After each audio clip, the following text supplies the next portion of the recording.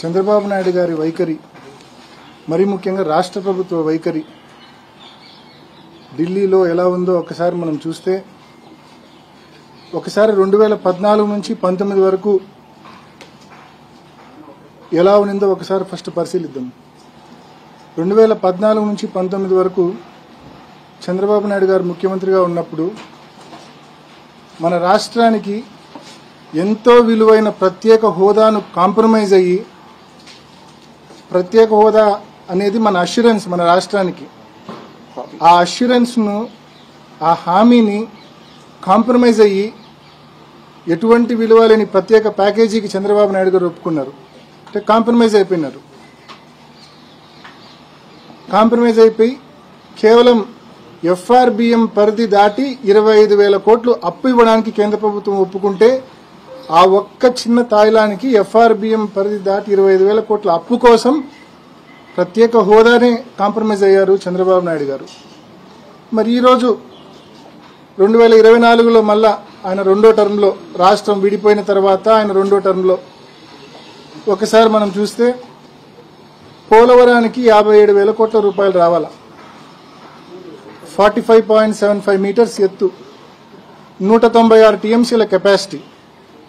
ఇవాళ పోలవరం మరి కేంద్ర ప్రభుత్వం కుదిచ్చింది, దానికి రాష్ట్ర ప్రభుత్వం కూడా యాక్సెప్టెన్స్ ఇచ్చింది.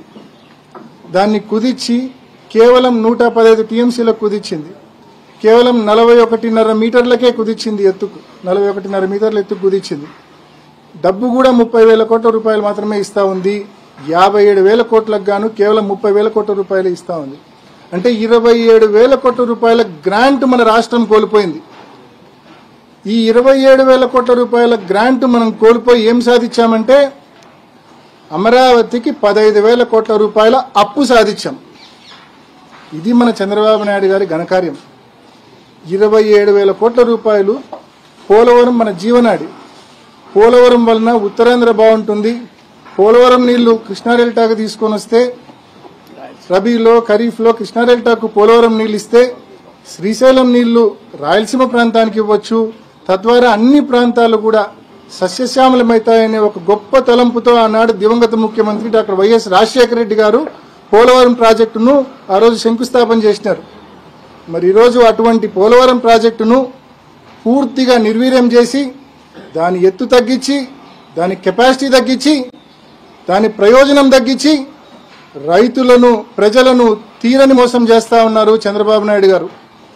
మరి ఇంతటి దారుణమైన కాంప్రమైజ్లు, ఇంతటి దారుణమైన మోసాలు నిజంగా ఏం సాధించేందుకు, ఎవరిని ఉద్ధరించేందుకు? ఒక పక్క ఆ రోజు మీరు బీజేపీలో భాగస్వామిగా ఉన్నారు, ఈ రోజు బీజేపీలో మీరు భాగస్వామిగా ఉన్నారు. పైపెచ్చు ఈరోజు మీ వలనే ఈ ప్రభుత్వం నిలబడి ఉంది.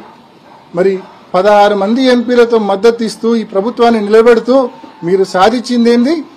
మీరు కోల్పోయింది 27,000 కోట్ల గ్రాంటు, సాధించింది కేవలం 15,000 కోట్ల రూపాయల అప్పు అని మాత్రమే గుర్తుపెట్టుకోవాలి చంద్రబాబు నాయుడు గారు.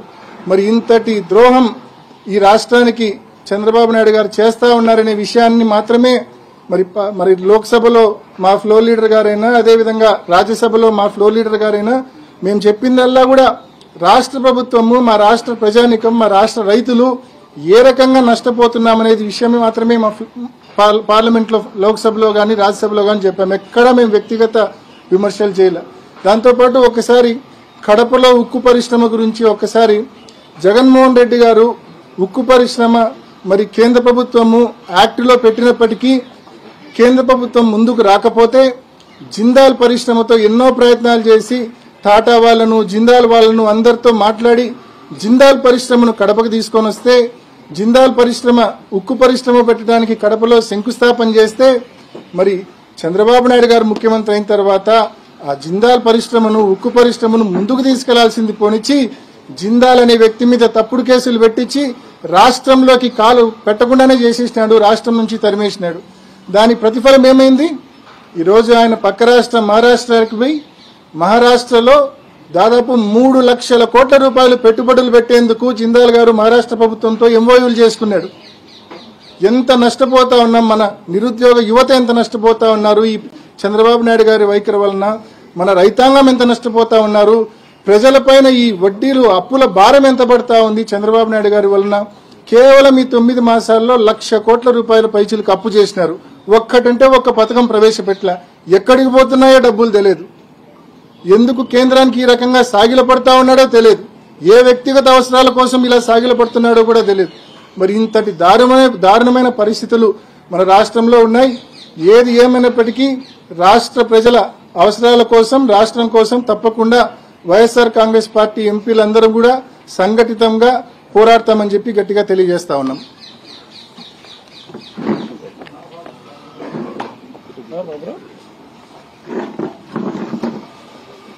అందరికీ నమస్కారం.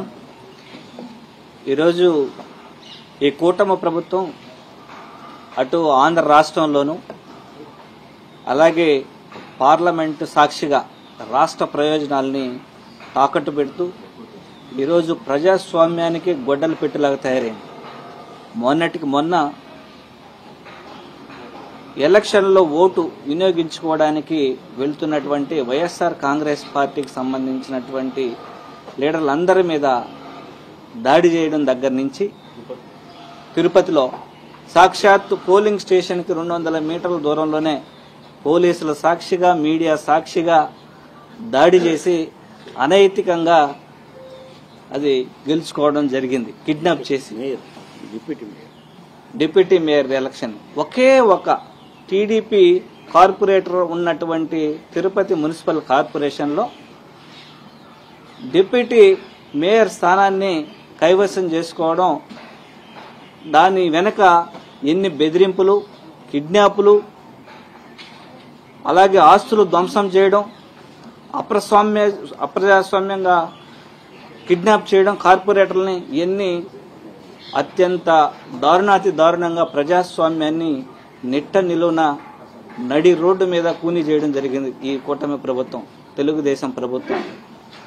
అలాగే ఈరోజు పార్లమెంట్ సాక్షిగా రాష్ట్ర ప్రయోజనాల కోసం వైఎస్ఆర్ కాంగ్రెస్ పార్టీ ఎంపీలు, మా నాయకుడు వైఎస్ జగన్మోహన్ రెడ్డి గారి యొక్క సారథ్యంలో, అలాగే మా parliament party leader YV Subbareddy గారి యొక్క ఆధ్వర్యంలో మా ఫ్లోర్ లీడర్ కానీ మేం కానీ అందరం కానీ రాష్ట్ర ప్రయోజనాల కోసం మాత్రమే మాట్లాడుతుంటే తెలుగుదేశం పార్టీకి సంబంధించినటువంటి ఎంపీలు ఎంతసేపైనా వ్యక్తిగత దోషణలకు దిగి లోక్సభ సాక్షిగా ఏ రాష్ట్రానికి సంబంధించినటువంటి ఎంపీలు కూడా ప్రవర్తించిన విధంగా అందరూ కూడా వాళ్ళ రాష్ట్రానికి సంబంధించిన నిధుల గురించి మాట్లాడుకుంటే వీళ్ళు మాత్రం ఎంతసేపైనా ప్రతిపక్ష పార్టీల ఎంపీలని టార్గెట్ చేయడం, అలాగే జగన్మోహన్ రెడ్డి గారిని టార్గెట్ చేయడం, అలాగే మిథున్ రెడ్డి గారిని టార్గెట్ చేయడం. అంటే మనం చూస్తే ఎలా ఉందంటే మహాభారతంలో భీష్మ పితామహుని ఎదుర్కోవడానికి ఒక సెకండ్ని ఏ విధంగా అయితే ఉపయోగించుకుని, అంటే పలాని క్యాస్ట్ వాళ్ళు వీళ్ళని రెడ్లు అంటే రెడ్లని, లైక్ మన నంద్యాల ఎంపీ గారు శబరి గారు ఉన్నారు రెడ్డి, ఆ రెడ్డితో మిథున్ రెడ్డి గారిని టార్గెట్ చేయండి, జగన్మోహన్ రెడ్డి గారిని టార్గెట్ చేయండి, అలాగే ఎస్సీలు ఎవరున్నారు వాళ్ళతో టార్గెట్ చేయండి. ఇలాంటి పోకడ్లు కరెక్ట్ కాదు.